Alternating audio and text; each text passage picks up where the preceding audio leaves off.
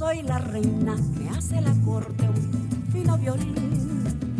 Hi everybody, welcome. Me sigue un saxo, oigo un clarín. Just gonna give it a couple more minutes to let folks join.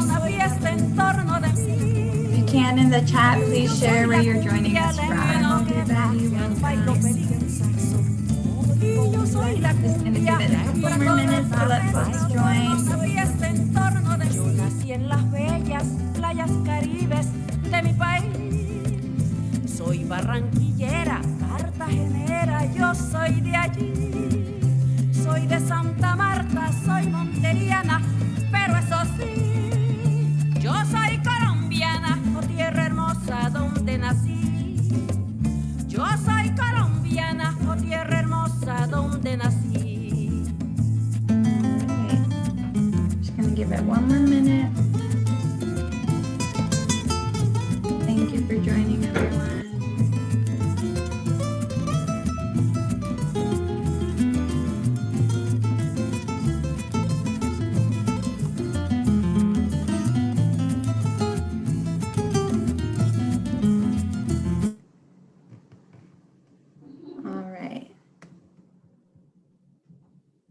Good evening, everybody. Thank you so much for joining. My name is Sasha Parodi, and I am an event planner here at MAPC within the Community Engagement Division. We're very excited to get started with tonight's film screening. But before we do, I just wanted to go over a few technical pieces. As you can see, we are live streaming this event to our YouTube page. We are also going to be recording the event. It will primarily be recording the videos of the speakers. However, if you would like to ensure that you are not recorded, we encourage you to turn off your camera. And I'm going to click the recording now. You are also all muted. If you would like to share a comment or a question, we welcome you to engage with us via the chat. We're so excited to have you all joining us today.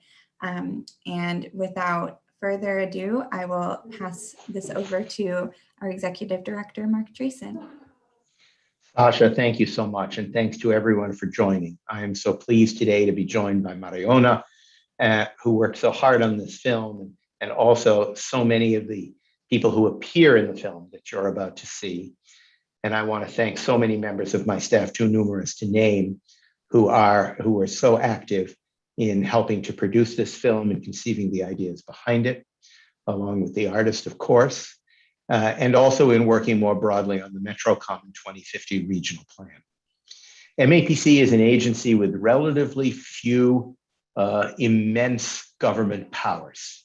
Most of what we do by persuasion, convincing people, bringing people together, getting people to talk to one another, to share their histories, their views, their ideas for the future, information they may have, data, thoughts, all based on their lived experience. But one of the things, maybe the only thing that we are actually required to do by statute is from time to develop a regional plan for Greater Boston.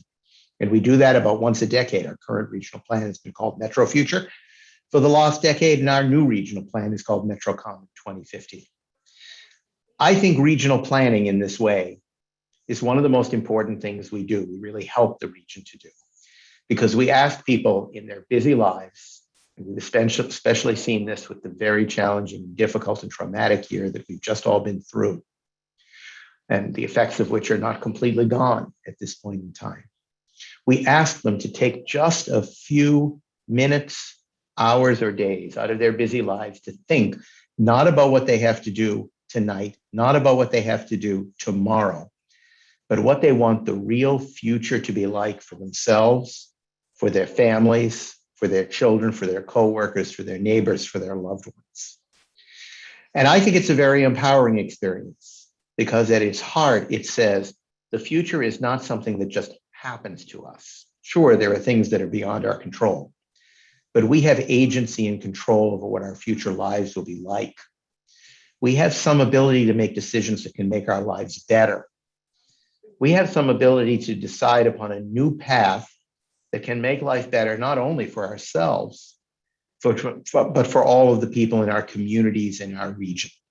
It's a big region, 101 cities and towns, almost 3.5 million people. But we spend a lot of time thinking about how different we are, how the needs in one community or neighborhood are different from the needs or problems in other communities or neighborhoods.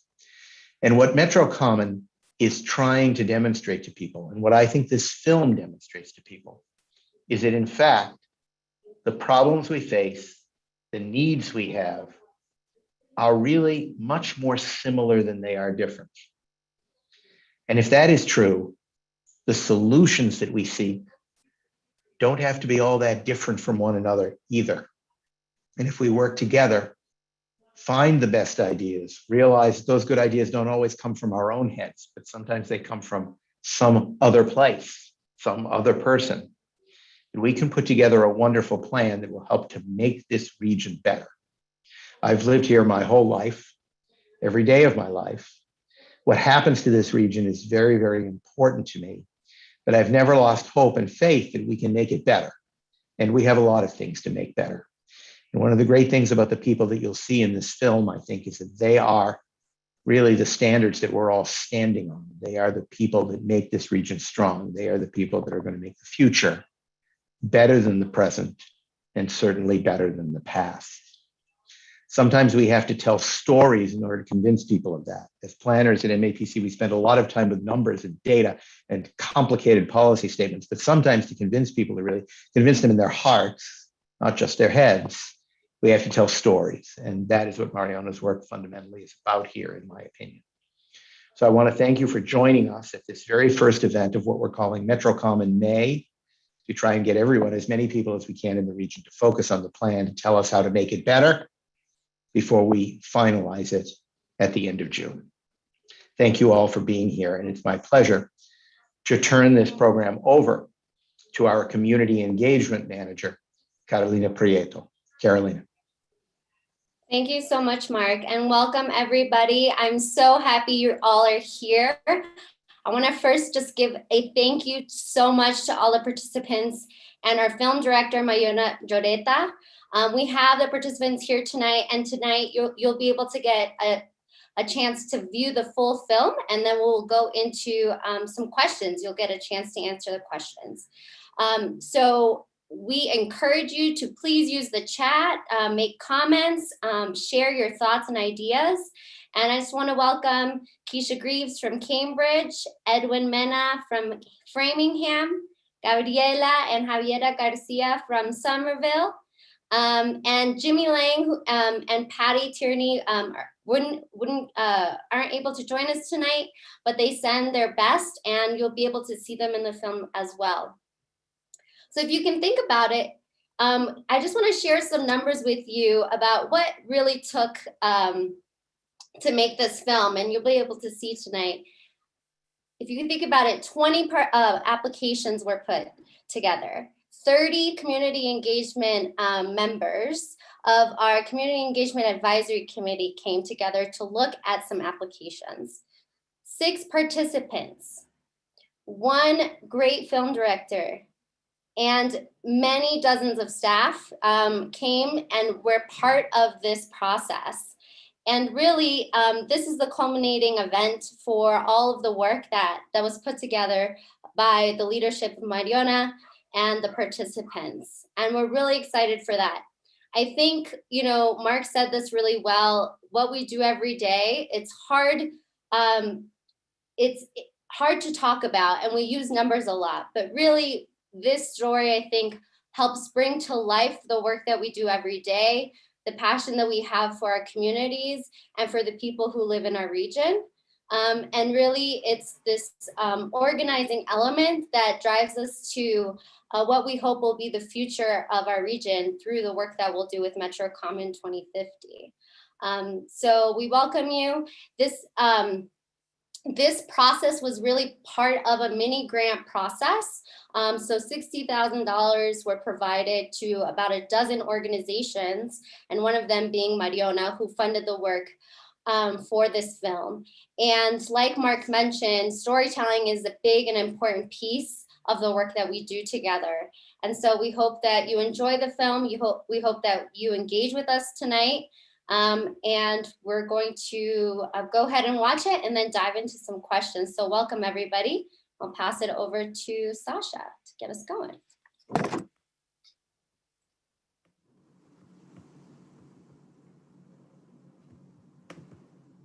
While Sasha is doing that, I just want to welcome folks who are joining us from Arlington, Jamaica Plain, Roxbury, Watertown. I saw some folks from New Hampshire, Illinois. So it's great to see some out-of-state folks as well. Sudbury, Carlisle, awesome. And many others. Thank you so much for being here. We're excited to hear your stories as well.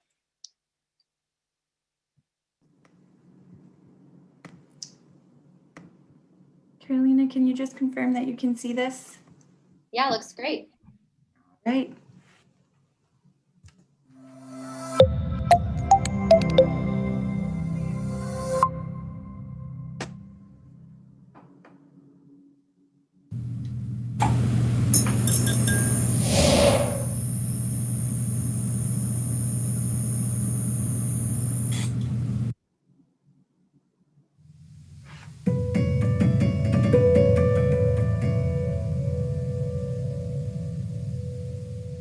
Metro Boston is home to 3.5 million people and 101 cities and towns.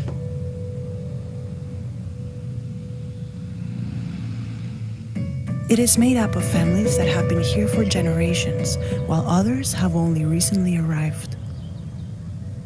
It's the neighborhoods we live in and the places we spend our time. It's where we work, where we shop, and where we play. It's also the institutions, businesses, and governments that shape our lives. And it's the fields, forests, farms, and waters that sustain us.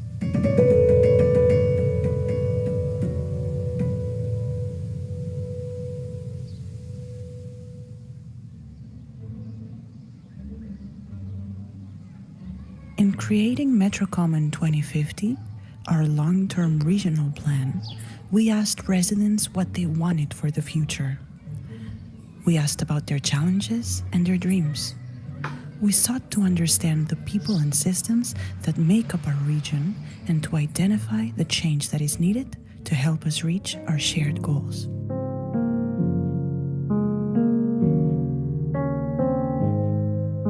Access to education, to be able to have a job, be in a market that's competitive. I think that's what's allowed me to kind of have where I'm living right now.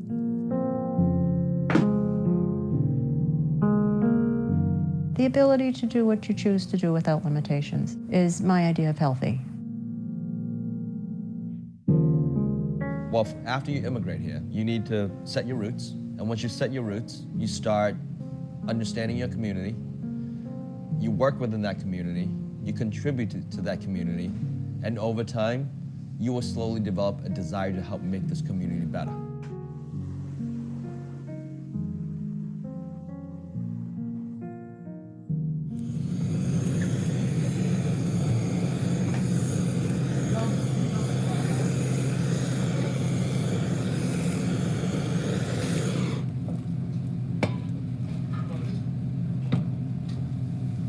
My name's Jimmy Lang. I'm the president, CEO, and founder of JP Fuji Group. We've been in business since 1998. I am 42 years old, and I'm from Quincy. Backstory, my family immigrated from China to the States when I was about 4 or 5 years old. I've been in Quincy since the 3rd grade, so I'm educated here in the public school systems. So my immediate support network were my family, my mother and father, my grandmother mainly, my grandfather, my brothers, big family. I really don't remember there was a time that I was not working. By the time I was 12, I had my first restaurant job in Woburn, Mass. And I started learning how to do sushi in Cambridge from my sensei when I was about 14. When I was 18, I wanted to open up my first restaurant. I didn't know anything about anything. I just simply walked into City Hall, and I still remember clear as day. I walked in there and I said, I'm looking for an application to open a restaurant. And the city clerk, Mr. Joe Shea, right away he took a look at me and he said, "Have a seat, young man. I will walk you through the process every step of the way." And he basically held my hand, walked me through the process just as he said, and treated me with such kindness and fairness. And I've never forgotten that story.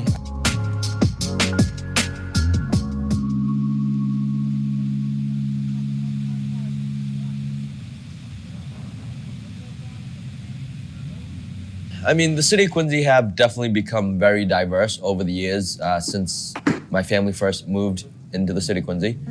For example, the elementary school that I went to when I was a kid, I was maybe one of 5 or maybe one of 10. Now the minority has become the majority. We try to provide as much support to our employees as possible.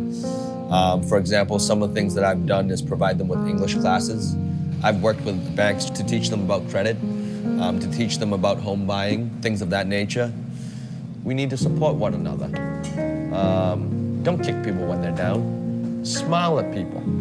Whether you're running a business or a city or state, a country, when you're the head of something, you need to own it. Support the people that you work with, care about the people that you see on a regular basis, and treat everybody with fairness and equality and a just attitude.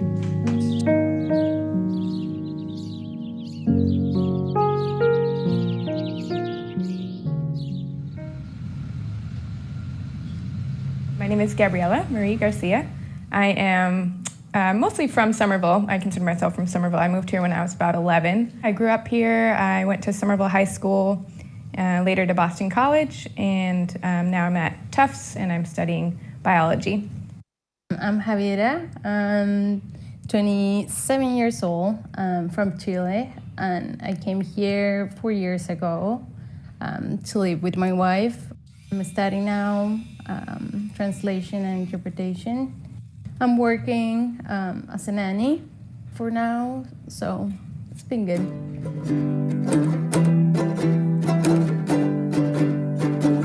Right now we're living in a 3rd floor apartment in Somerville. It's very, very Somerville, one of these 3 family houses. We moved here just a few months ago and we've been really, really happy with it.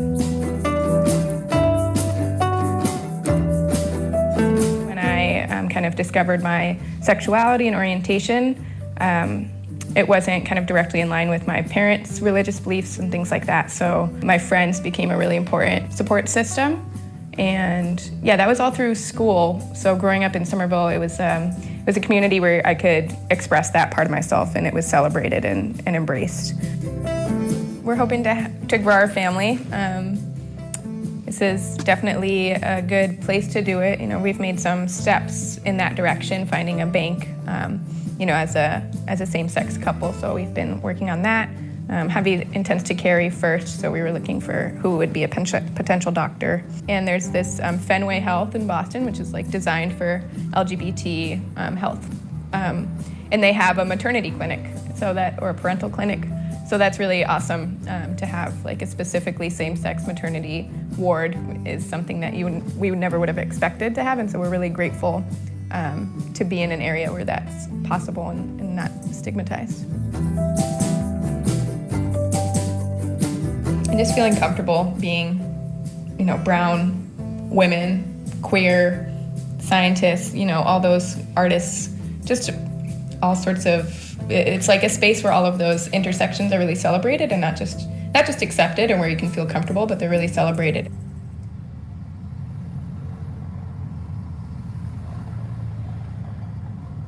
There's been a shift towards wealthier and wealthier and presumably wider and wider demographics, but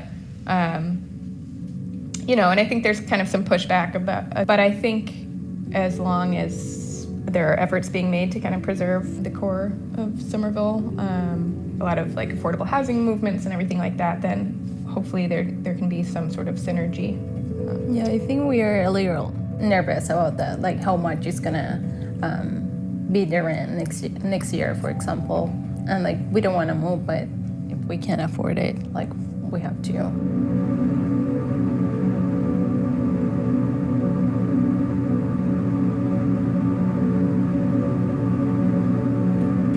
hopeful about the future. I'm hopeful to build our family.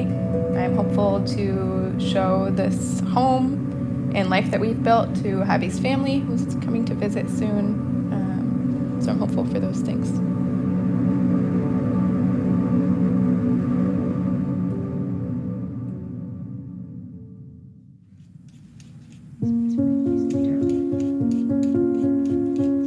My name is Patricia Tierney. Please call me Patty. I am 63. I am a disabled RN. My husband and I have 3 boys, all of whom are college grads, 2 with masters, of which we're very proud of that. And we find ourselves in this apartment after 32 years in Natick, which is mixed, a little bit of happiness, mostly sadness that we sold our home. It was very important to both my husband and me that they go to school, and kind of leveraged our future on their education, but not 1 second of regret.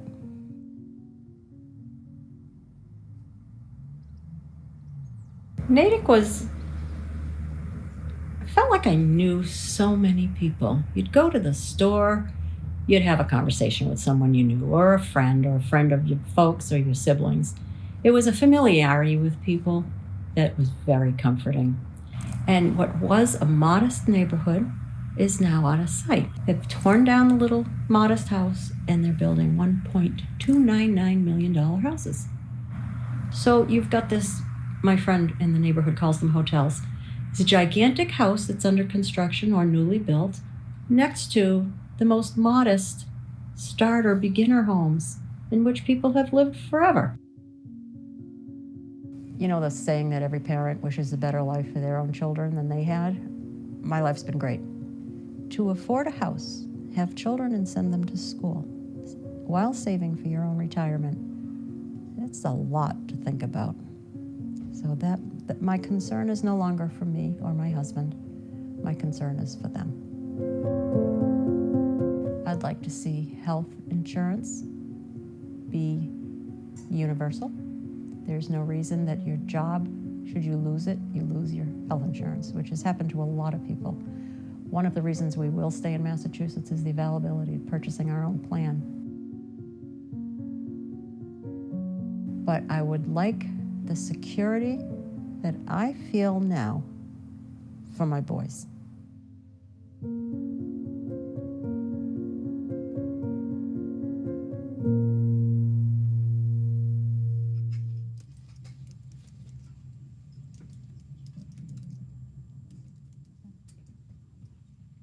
My name is Keisha Graves. I am 35 years old. I am from Cambridge, Massachusetts, and I live with limb-girdle muscular dystrophy. And I am the founder and CEO of Girls Chronically Rock clothing brand. Well, I was born and raised in Cambridge, Massachusetts, so I'm still here. When I was actually in graduate school, I was diagnosed with muscular dystrophy. My leg, I would just honestly be walking and my leg would just boom, give out, like no notice or anything, and I would just lose my balance. So I go see a neurologist, Dr. Catherine Wang. I still see her to this day. I love her. Dr. Catherine Wang called me, and that was like the phone call that changed my life. She called and said, Keisha, you have muscular dystrophy. But I'm still like just trying to do what I can, living my best life. So it definitely took some time to get used to. So, I thought, why not start putting my dreams to use? And this maybe happened to me for a reason. So that's when I wanted to create something to help inspire and motivate others in the disability community. And Girls Chronically Rock is my baby right now. So yeah, that's my full-time job.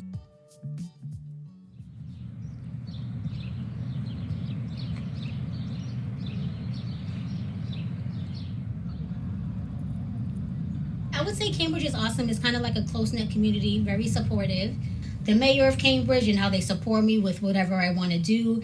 And I would say as far as changes, I would say like that has progressed during this even pandemic of them trying to be more supportive of Black businesses and how they're having these local meetings with Cambridge Local First of, asking us what we want and giving us ideas and tips on different grants available. And so I think like that is awesome. I'm also a part of, I think it's the Cambridge Local First. They have like sometimes weekly or monthly meetings now, especially during this whole pandemic started and Black Lives Matter movement. So they're just trying to build more Black businesses and things like that in the community. And I'm very, very appreciative of that.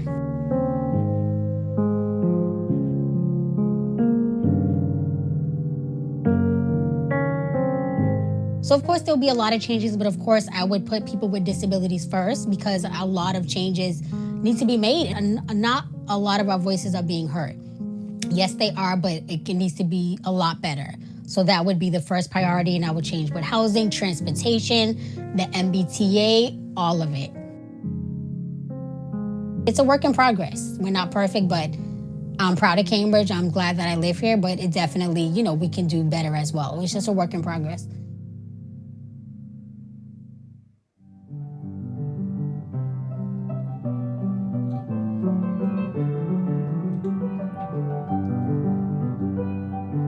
My name is Edwin Mena. I am 40 years old. I was born in El Salvador. Came to this country when I was 9 years old. We were leaving the country because there was a civil war going on during the 1980s when I was born. Apparently they were going around kidnapping kids my age. And my mom was like, yep, not gonna have that happen to my only son. We just left. I remember my mom waking me up saying, we gotta get going. We're gonna go on a trip. You gotta say goodbye to your grandma. You may not see her for a while. I remember my grandmother and my mom hugging each other and kind of crying. I didn't understand why. I didn't realize that it would be almost 20 years before they saw each other again. None of us knew the language. None of us knew anything we wanted to do, never mind, when people ask you, what do you want to do? What do you want to be when you grow up? For us, it was just like alive. If it was one thing that was kind of big about my mom was, I brought them here, but now I'm going to give them opportunities they didn't have over there. And the only way she knew that was going to happen was through education. So now, though, my mom is an accountant, my sister has a master's in public health, and then me, myself, I became an engineer. As good as the network was, the family network supporting us, there was also other networks that made us happen and become who we are. Places like Balfour Academy that got us help us get into college. My sister actually was able to take advantage of a full scholarship from them. Even though that was all happening, my grandmother and my mom always were able to create a sense of community, a sense of family that kept us feeling well. Hi, baby. Hi.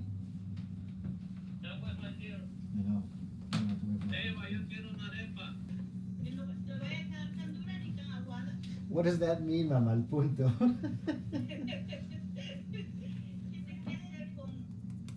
And then the other part of my family are obviously my two kids. Now it's interesting now seeing them growing up in a two-household environment, and just the stark differences are amazing. Just to see the opportunities they have, which I would have wished I would have had growing up. I currently live in Framingham, Massachusetts. I've been living here for the past 3 years. I was renting prior to this. I think it must be in the immigrant gene, the idea of coming to another country, especially America, and being like, I finally own something. I finally own a house. Did you like your spotlight checks? It's gonna be forever now. What I like about Framingham more than anything right now is our diversity. I mean, my next door neighbor is from Africa. My neighbor David, who unfortunately passed not too long ago, he was from Portugal. My neighbors across the street, we've become pretty close with them.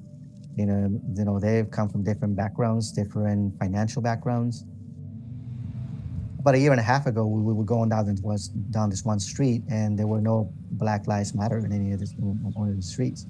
Now, fast forward into 2020, there's this one street that every single house has either has no home here, Black Lives Matter, like the rainbow flag that I have outside in my front lawn. So having that sense of community when the political climate can sometimes seem very adverse, that's been very welcome. When the whole COVID-19 started, I think that my front garden kept me sane. The pandemic hit around March, and then April started and May began. There was something to look forward to, going out there and being like, what's blooming now? My kids may not share the same love for plants that I have. Sometimes they kind of make fun of me because, I'll go out there and coddle my hydrangeas and they'll be like, Dad, just leave them alone. But for me, it was just like, they became a symbol of like, all right, if this is growing and this is continuing, then we're going to make sure that we continue.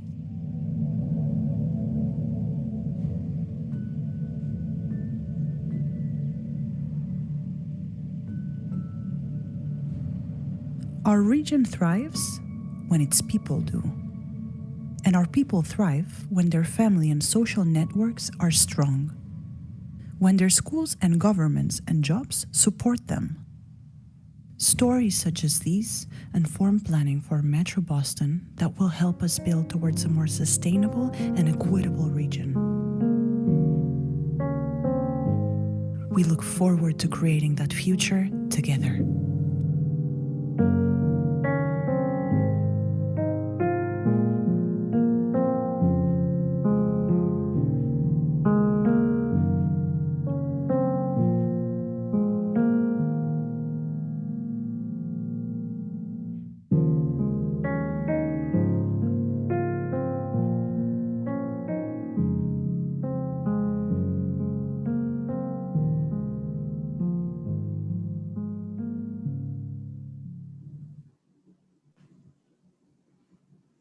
Thank you so much. I just want to give everybody a round of applause. Ooh, or one of these.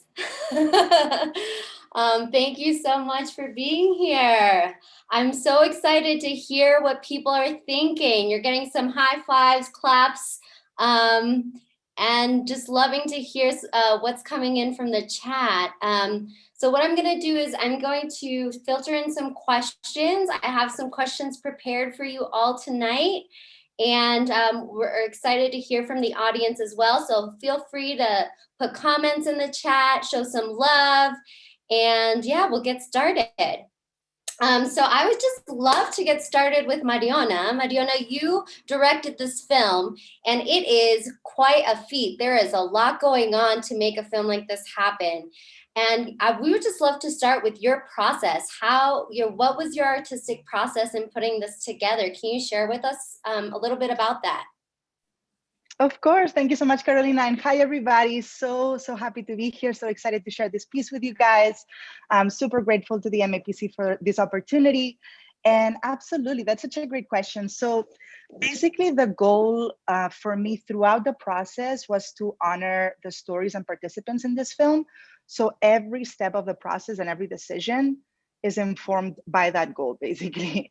So during pre-production, we do all of the invisible work, right? We work closely with the MAPC to understand their 5 action areas and priorities and the Metro Common 2050 plan.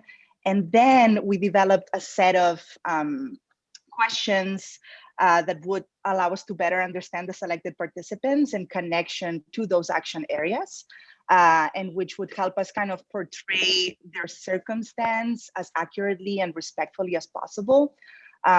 We did location scouting, scheduling, timeline, shot list, locking any gear, and basically planned the logistics for the entire production. And then finally, we went into production, which happened within the span of 2 weeks. So we visited the 5 participant cities and towns, conducted interviews with them, as well as captured some curated supporting footage that would enhance and illustrate their interview. So we filmed a total of 12 days, I believe, collected over 100 hours of footage in 10 different towns and cities in the region. So I think it was Boston, Somerville, Cambridge, East Boston, Norwood, Quincy, Malden, Shrewsbury, and Framingham. And I hope I'm not forgetting any of them, but that's basically what we captured. Finally, post-production came along. That stage is super important because it's where you can basically transform that footage that you captured into a full-fledged piece and kind of orchestrate the elements of each story so that they're most impactful and so that they honor each participant while also inviting reflection and conversation in the audience. So I work super closely with editor Albert Lloreta, who happens to be my brother, and an incredibly talented and celebrated journalist and documentary filmmaker. So our approach was basically to have participants speak about their life and experiences with a link to community and to MAPC's action areas, and then weave all of these stories together in kind of a compelling way, in a way that highlights the challenges, the successes, the hopes, but mostly the interconnectedness with kind of an urgency to act now, right? And to think locally, basically, so that the film can also serve as a catalyst for debate and conversation on these issues that pertain to basically our collective livelihood here in Boston and Boston metro region. So that's kind of the process.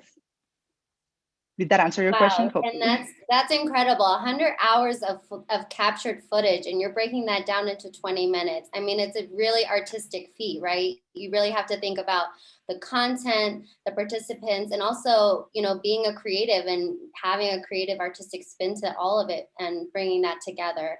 That's really great. I think what you highlighted is, also really important, something being urgent and acting now. And that's really something that we all keep close in mind as we're doing our work. We're constantly thinking about how can we serve our communities better? How can we be there for everybody in our communities? And, working with a public agency, I'm curious to hear, you do a lot of different types of film. You have your own, everyone should check out some of Mariona's other work. But I'm very curious to hear, why do you think that artists should partner with public agencies? Why is that an important way to think about the work that is happening in the region? Sorry about that. Hi, yes, this is a great question, Carolina. Thank you so much for asking. I believe that artists are change agents, truly. So as artists, we are kind of at the forefront of this effort to kind of imagine or maybe reimagine and create a more sustainable, healthy, innovative, thriving region for us all, right? So I wholeheartedly believe that art connects us and reminds us of our shared humanity, and in a way can serve as a bridge, right, between agency and policy and community. So I believe that in this particular case, and aligned with Metro Commons 2050 goal to create this shared vision for what residents and workers in Metro Boston want a region to be, and then kind of provide tools and a path to achieve and fulfill that vision, partnering with artists can serve to not only engage communities in compelling ways in this effort, but also kind of think of creative solutions to community planning and development, and even help heal historical trauma and bond each other, bridge diverse, cultural histories to kind of achieve this community well-being and equitable economies, right? But also portray the agency's message and policies in a way that's compelling and memorable for a community. Because as you guys said, it's one thing to work with numbers and data, but then translating that into a way that's digestible and appealing is important. And that's how you connect with the audience, with the public, with the community, right? So taking this short film, for example, I think with it, the agency is able to identify maybe trends within the participants, in-depth interviews. As we said, we have so much footage. Everyone's story was so compelling. And it was so hard to cut into a 20-minute because I wanted to include everything that they said. It was truly so much interesting and useful information. And this in turn kind of allows the MAPC to understand and select and prioritize actions and policies for your 2050 plan, right? So again, I think it also enables us to share with you all tonight and in the future. It serves to engage community, to spark this urgent conversation, and this feeds also more invaluable data to the agency, right? So again, I think artists, we are pretty vulnerable in many ways. So protecting art, protecting artists is in the best interest of society and public agencies. So long story short, I talk a lot, I'm Spanish, I'm sorry. Can't me up any time, but I love talking. So long story short, I truly believe that it's paramount that public agencies actively and consistently support art and artists and incorporate them into their plan, yeah.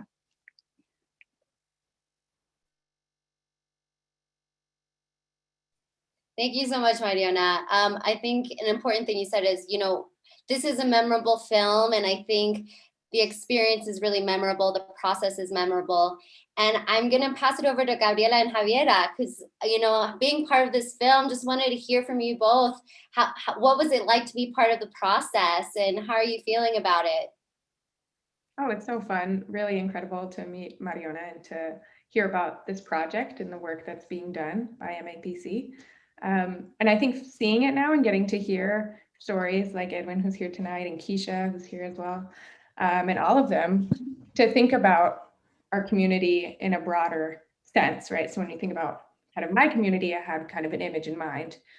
But now to see all of us together talking about kind of our collective community of people that I've never met, right, before kind of this film. So, but they are very much part of my community. And so I think to hear about their perspectives and the ways that they've been able to work towards active change, bringing their creativity, their talents, their stories to the area. It's so exciting to be part of that. I'm really honored to have gotten to taken part in this project.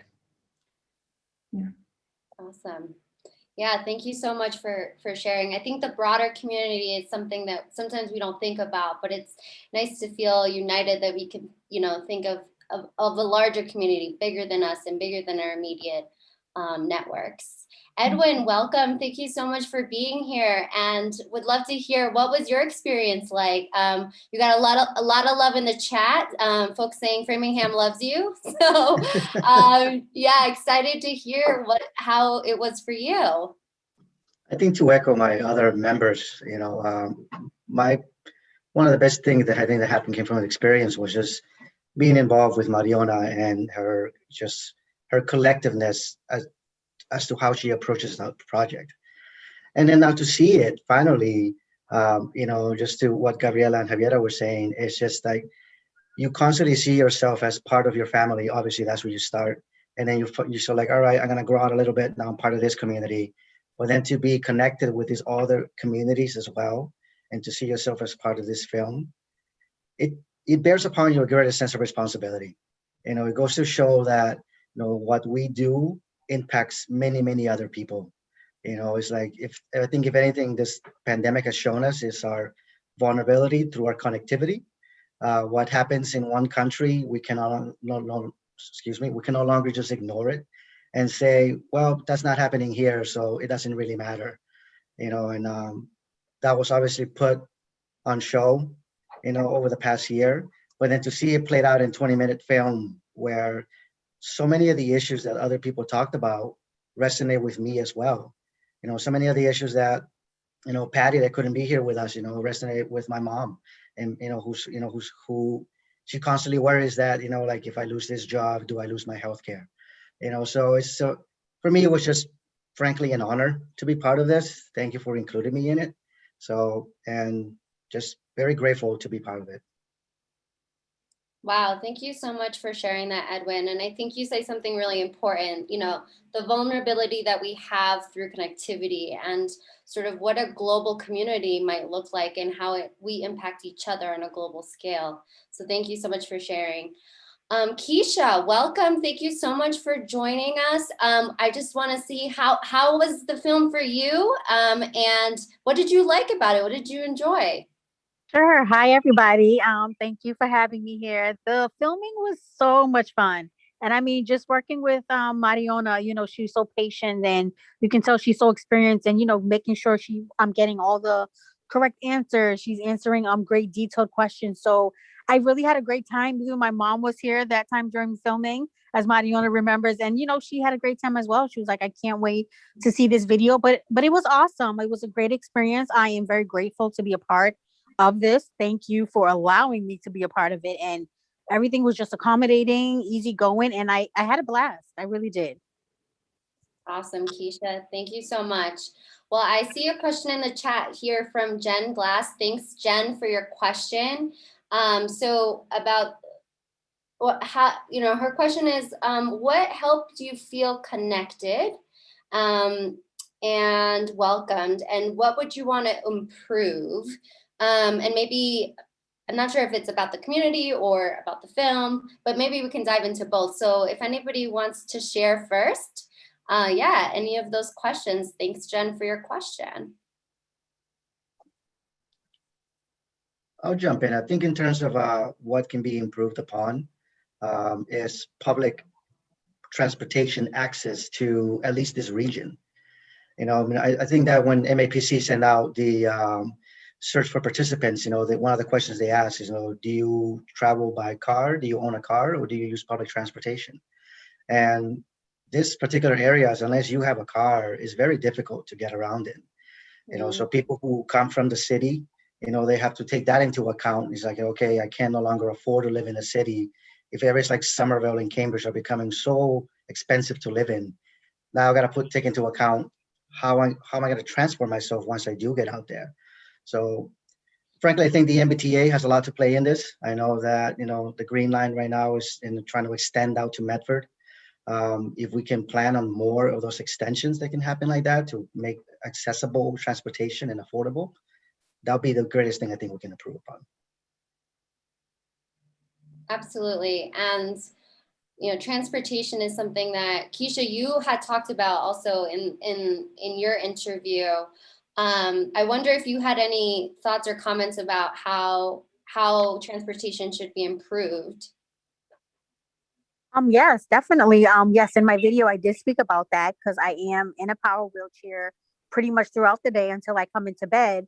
And so, yeah, transportation definitely needs to change here in Massachusetts. I mean, one is I hate that you have to call and let them know what time you have to get there, what time you have to be picked back up. And yes, I have a disability, but I'm still young. I still want to go out. And it's just kind of annoying to just kind of have to give that time frame. And not only that, they stop with picking up and dropping off people at 12 at midnight. And it's like, yeah, I know we're in Boston, some things close at that time, but it's like, come on. It's like, that just sucks. It's like 12 o'clock. Come on. I still want to go out with friends, family, out to dinner, have drinks, and have a good time. And another thing is, it doesn't even go everywhere. Like, for instance, it doesn't go to New Hampshire. One day I was ready to book a trip and to go to New Hampshire. It doesn't go there. I was going to Framingham State University where I graduated to do a speaking event. They don't go all the way to Framingham. And it's like those things, it's like it sucks. And I'm just like, oh, wow. So here I was thinking they possibly go to New York City. So I'm like, no way. So I think it would just be kind of cool if they just had it, just like change it up, even if it's just for like, they can do a test, like how they do a test pilot with Uber. And because like I said, it's not just me, other people that are in the age bracket as I am that have a disability, it sucks. It's like, I'm like, they pick you up at midnight. They don't go everywhere. It's like, come on, maybe do a trip to like Foxwoods or something, just like how they do at the senior centers. But yes, a lot needs to change with that transportation, all it together with the ride and also with transportation through like my Pacifically insurance company sucks. Yeah, Keisha, thanks for sharing. And I feel like, we have that hyper local level of transit, and then we also have to think about regional, right? How can we get through the Northeast, right? And how can we make sure we're supporting all of our community members and being able to do that? Yeah, thank you so much for sharing that. One of the things that was, I think, key to this film, and maybe doesn't come out as much because when you see the final film, it's flawless, I would say, is the fact that we had to plan this film during a pandemic, and we had to figure out, the safety guidelines, how this was going to work. And Mariona, you were really the key instrumental person behind that process. So just would love to hear, what was it like to plan? What did you do? And, how did you kind of go get over that hump of having to figure all of that out and really get a great product? Thanks, Carolina. Great question. So I think that a film set is usually a challenging experience in and of itself. So attempting to make a documentary film in times of COVID kind of added a layer to that. I think clearly the pandemic has completely changed the way that we interact with the world. And again, my priority as a director on set was to create an atmosphere so participants felt as safe as possible and at ease, given these unusual circumstances. So basically the pandemic informed a lot of the decisions that we made, from the approach of our film to how many people were involved in the production, how long we interacted with our participants, for example. So we chose to simplify and reduce the crew size to 2 people on site. So it was myself serving as director, camera operator, producer, and cinematographer, and then Philip Young, who served as sound mixer, which was quite a bit for 2 people to handle at once, but we got it done. Basically, our focus was to not compromise quality in these super challenging times. And we took all the precautions, regular COVID tests, quarantining, wearing masks, practicing social distancing on site as much as possible.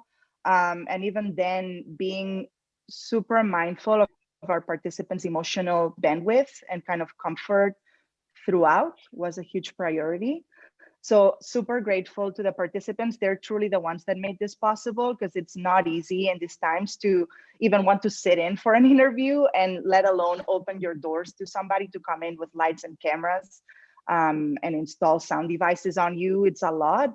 And they graciously, granted us access into their homes, were so welcoming, and we just tried to make sure that we were as quick and efficient with our engagement as possible. So if usually in usual circumstances, or in an ideal world, we would have spent maybe a day or several days together to properly, capture their experience.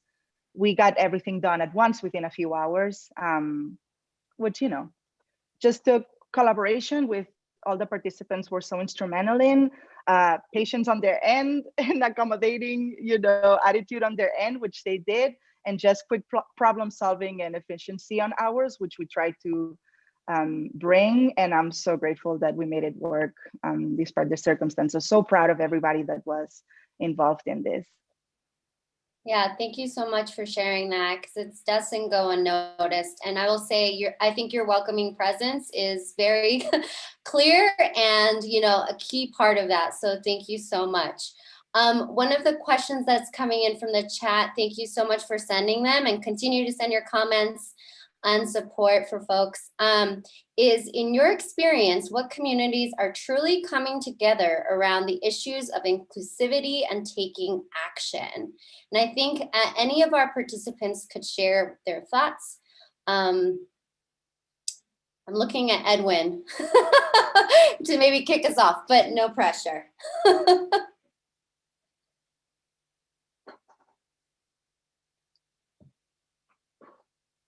That's an interesting question as to what particular community you feel is progressing more.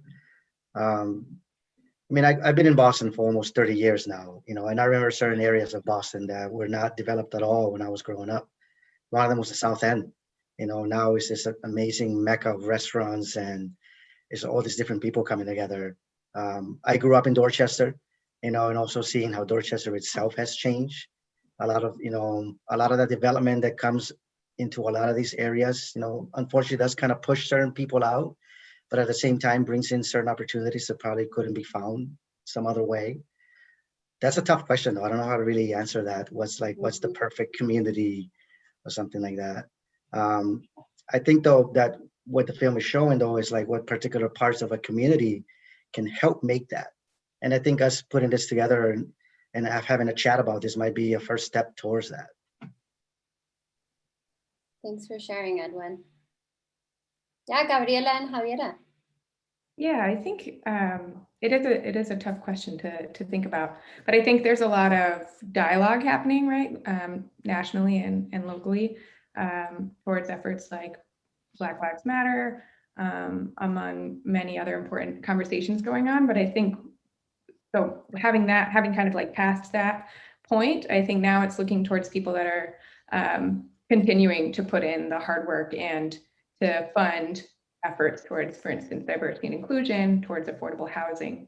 One of the communities that I'm part of is the Tufts graduate student community. And so they have a fellowship that was inaugurated a couple years ago, where they give you a stipend and train you how to be a leader for diversity on campus. And so I think that's just one that comes to mind, but that's what I see as kind of really pushing community forward, is not just kind of the lip service that has been growing and is important, but it's important to take it beyond that, right? And to kind of pull up your sleeves and invest in those things.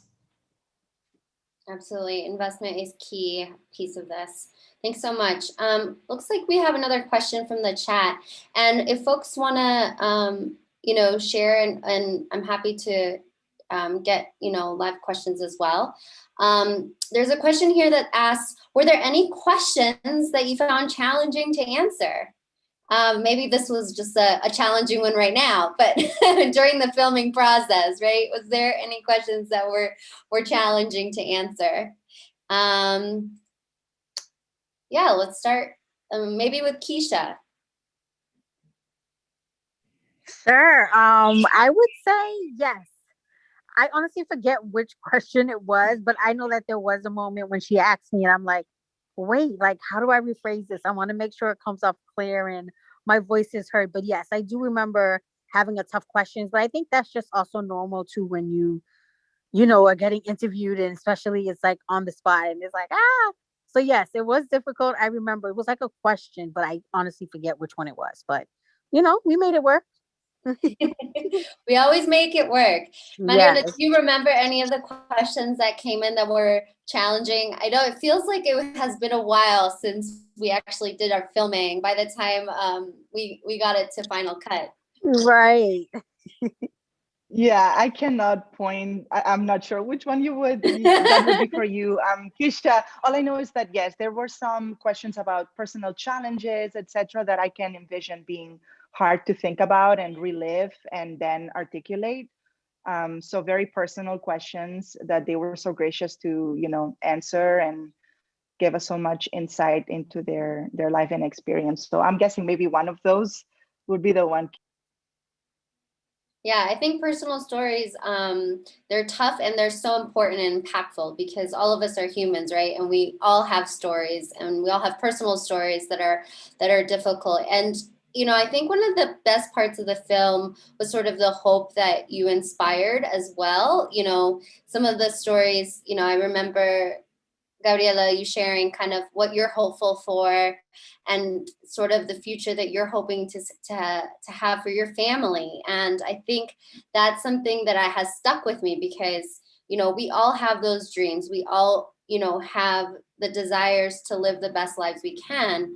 And it's just an interesting kind of thing that we have to keep in mind as we're going through some of these challenging times as well. So thank you for sharing that. And I feel like, one question I have, maybe for Mariana is like, maybe not just as a filmmaker, but as a person who lives in Boston, you yourself, you're in East Boston, correct? And, what are you hopeful for our communities in our region? Oh my gosh, that's such a good question. I'm really hopeful. There's so much darkness and trauma, and it's such a challenging moment right now. But at the same time, I see so much hope, even just being so incredibly inspired by interviewing our 5, 6 participants.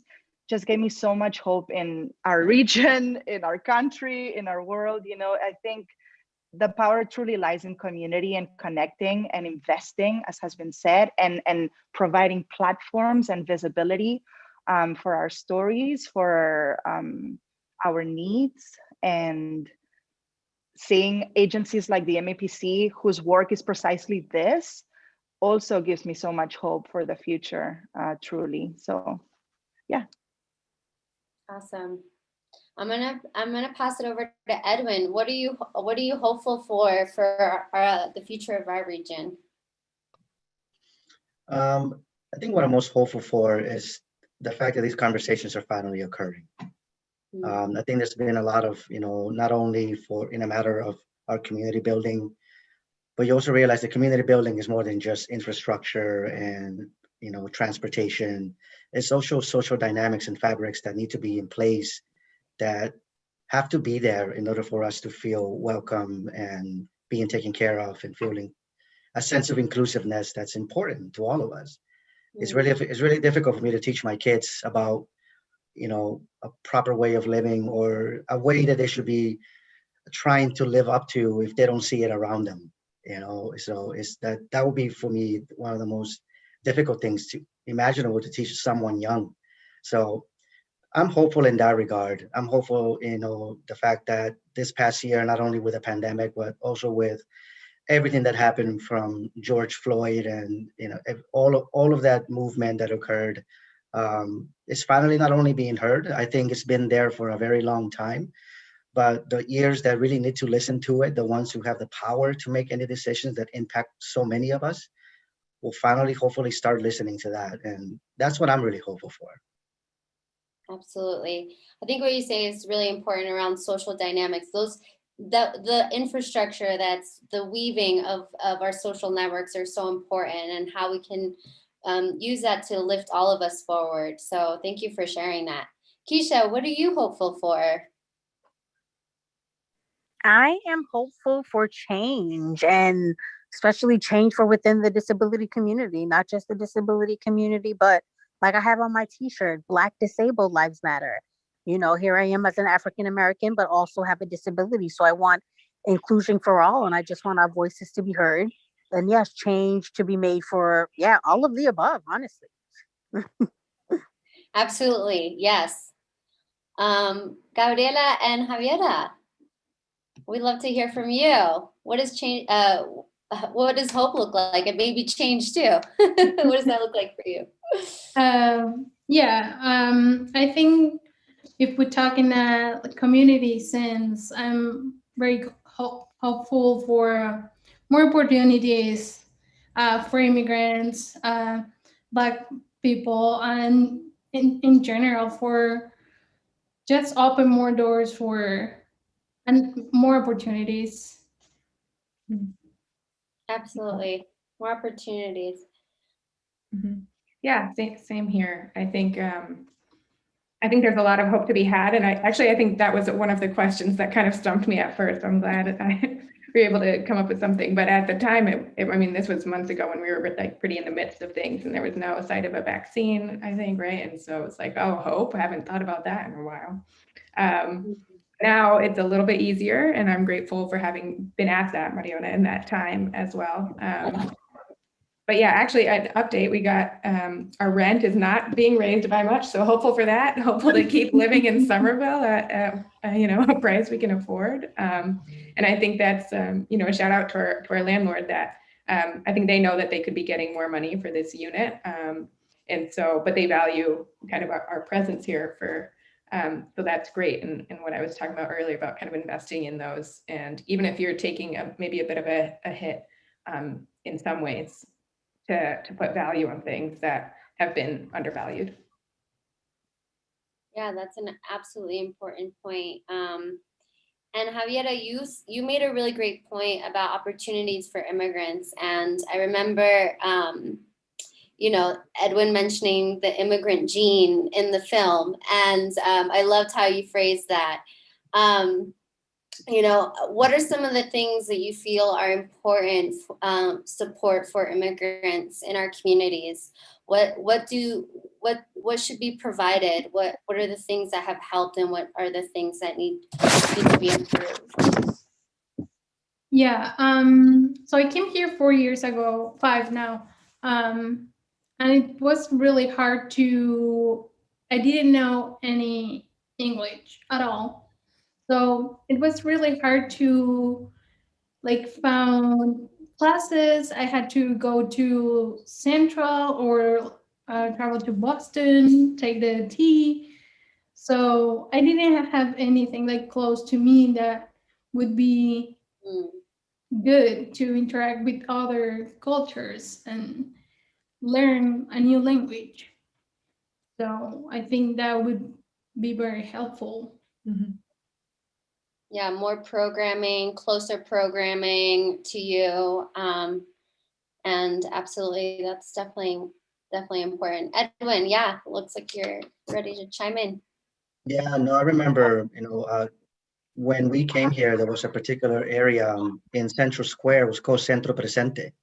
There was a little, it helped so many immigrant families. One of them was my mom, and they helped how to fill out a proper work application, how to get, a work permit, who to contact, what are your rights given something. I don't know if it's still there, but, I remember having that available to us was huge. So if we can get something like that again in strategic, immigrant communities that we know they can really benefit from that would be amazing. Or maybe they are there already, and it's a matter of just getting out the information to the public to be like, if you need something, go here. That would be fantastic. Yeah, I know there's a community in Medford, I think, but the waiting list is really long. So I know there are places, but it's not as much as it should be. The demand is high. Yeah, the demand is. while you're done.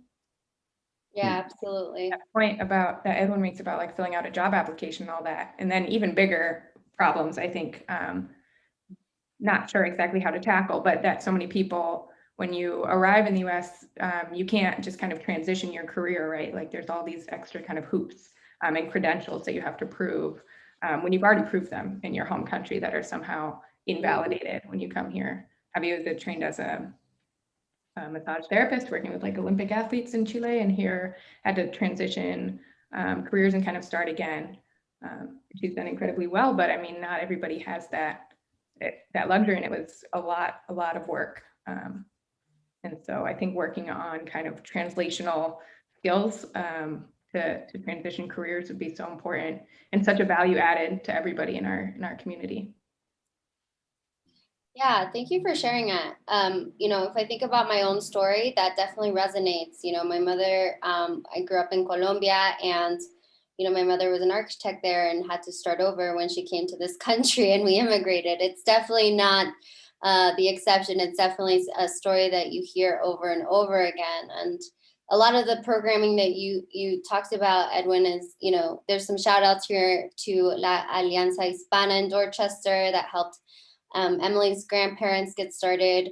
I know Social Latina. There's other, you know, organizations all over our region that are doing this work every day to help our communities, and it's invaluable. You know, I remember also having, you know, things like WIC being, you know, people helping us, you know, set up the WIC, you know, benefits and all those other things that were really important as someone is transitioning into a country. So thank you for sharing that. Oh, it looks like Centro Presente is still here. They're located in East Boston. Thank you for sharing that.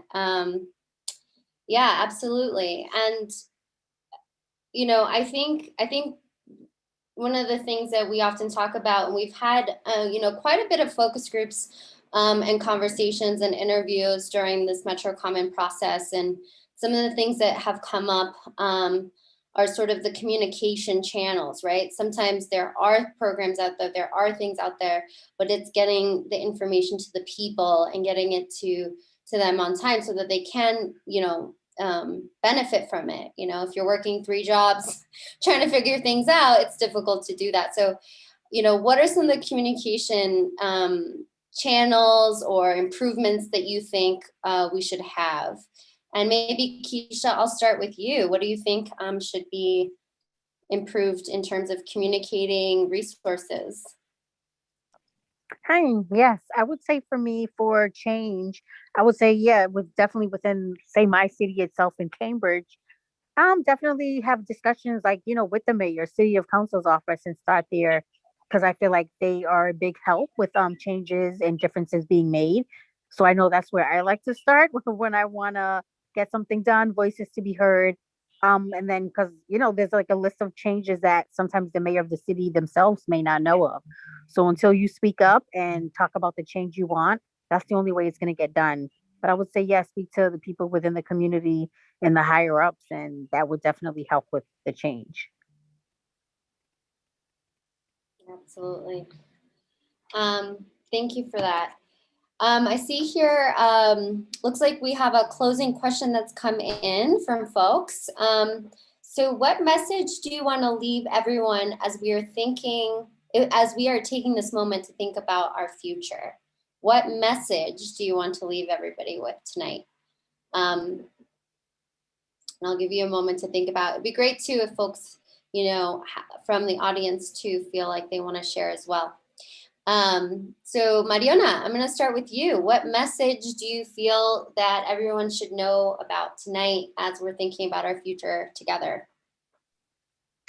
Yeah, I guess I'll revert to kind of circling around to what has been said by Edwin and the participants, and the fact that in the process of making this film, kind of the biggest enlightenment for me was the fact that we're all so connected.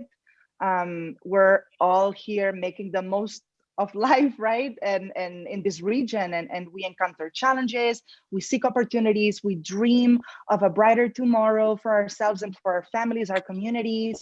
So I think the film really lives up to its title, Living Together, right, here in the region. And we're being impacted by it, right? Sometimes positively, sometimes less positively, and most times in life-changing ways, right? So as the region directly impacts kind of our ability to craft a healthy, sustainable life for ourselves here, right? So I guess in witnessing our participants' stories kind of reinforce the understanding for me that we're in it together, right? And that the work of agencies such as the MAPC and all of its associates truly has the ability to impact our day-to-day lives and the future of our region. So just highlighting and uplifting that importance of the work that you do, and at the same time of the platform for visibility that you've provided with this film, and that reflection of the fact that we're all here together living in this region would be my reflection. Absolutely. Thank you, Mariona. Edwin, I'm gonna pass it over to you. I think the message that I was left with, especially when making the film, as I was telling my story, was just realizing the gravity of when you do share your story. You realize how many people shoulders you are standing on and how many people are standing on you. And so for me, the more and more I told my family's story, even though it was me talking, I was just like, okay, this is bigger than me. This is all my family. And just the importance of doing the right thing. I remember growing up in Buffalo Academy, I was going over there every summer. My counselor would be like, just do the right thing.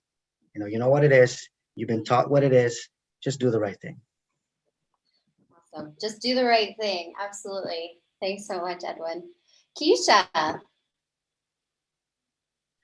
what message do you leave? I would just say, look at here with all these, wonderful panelists that all participated in the video, and it's like we all have a story. We all have a story to be heard. We all want our voices to be heard, and yeah, it's just like the title said, like Mariona said, like living all of this in together. It's like it's the title says it all. We're all in this together, and made it through this pandemic together, and we all have a story. You never know what someone's going through. Yeah, absolutely. And hopefully that will shed some light into our collective story together. Gabriela and Javiera, you're closing us out. What do you leave us with? I would say we should keep speaking out and listen to each other. As we see in this film, we are so different, but also we share so many things. And I think that just listening to each other, we can realize how similar we can be too. Yeah, absolutely. I think this film, as Mariona stated already, captures so many of the things. This is an example of investing in art, investing in communication, investing, and for the purpose of what? Of bettering our communities. And so I think kind of this evening together with such a big crowd, and I know lots of people are tuning in. We all have this shared purpose and this shared hope. And I think this is evidence of together what we are capable of. And so we should dream big and go for it. And I'm so excited for all the things to come out of tonight. Thank you so much. Yes, let's dream big together. I love that. Thank you. Thank you. So to wrap us up, Emily is going to close us out with some information about our whole Metro Common month of May, and take it over to close us out. Emily, thank you so much again to all the participants and the filmmaker here tonight. We really appreciate everybody's participation. Another round of applause. Awesome. Thank you, everyone. Thank you again for joining us tonight. And so if you enjoyed the film, then now I have an ask for you. If you enjoyed and, we're grateful for the people for tonight's film and participation that shared their stories, our message to you is that we now need you. We now need your stories. We need your lived experiences. We need you to participate in MetroCommon 2050 and helping us build a community and a future that we can all prosper in. And so for the next month, MAPC will be displaying our MetroCommon 2050 goals that we have drafted through hearing many stories throughout the region for the last 3 years. Please read the goals. Did we get it right? Is it the shared vision that you are thinking of? We also have just posted our draft recommendations and strategies to get to those goals. Did we get those right? Are those the right actions? Are we bold enough in the strategies and the actions that we have posted? The way that you can weigh in is we have some surveys on our website, and I believe Sasha will be posting those in the chat. So please visit our website, fill out our survey on our goals, fill out our survey on our recommendations and actions to implement those goals. And we are also all ears. Give us a phone call, send us an email, send us a comment. So we would like to hear, again, you and your stories. I'm going to do one more thank you to everyone, and also for Carolina Prieto, the manager of community engagement. A year ago, she said, where there is a will, there is a way, and she did not let this project not happen. And so a big, huge thank you to her. And also Nate Lash, I think you said something like, I feel like I want to be friends with these participants. And so hopefully we can get together in person in the fall when we actually launch MetroCommon. So we invite you to stick around and join us in just a few months when we hopefully launch MetroCommon 2050 together. Thank you again, everyone. Have a wonderful evening and be safe and healthy.